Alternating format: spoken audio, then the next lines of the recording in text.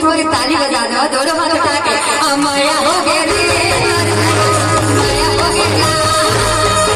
माया हो गया, माया हो गया,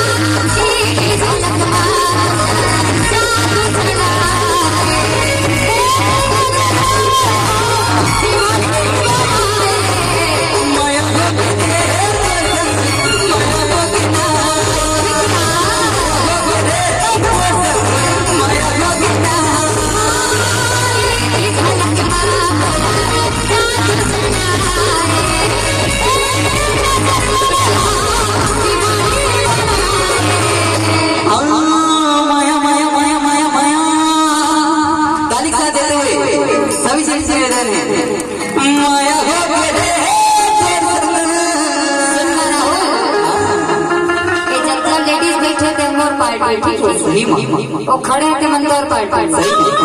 ठोकी नहीं हो मेरे देश का बहुत पीने वाला भी छोड़े ठीक है वो बराबर शुरू ने बजा रहे तो सुनना मैं देखा कि मैं अच्छा तब कहती के मन ज्यादा ताली बजाते कि तरह गाता देखती के मन ठीक है कंपटीशन हो जाए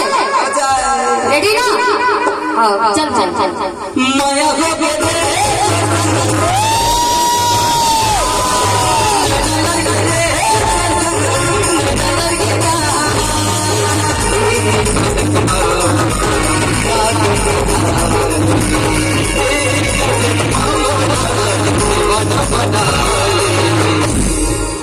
तो अपन कैसे खड़े बताओ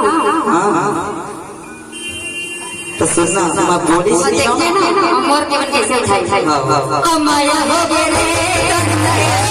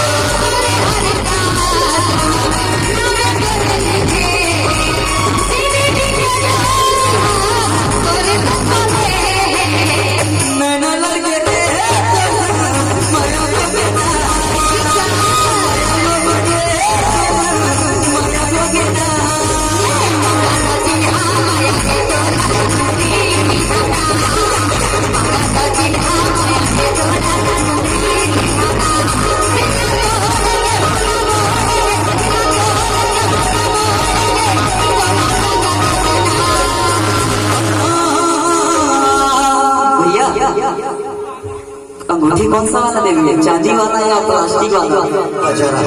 ओहो हाँ, भगत सिंह का माया के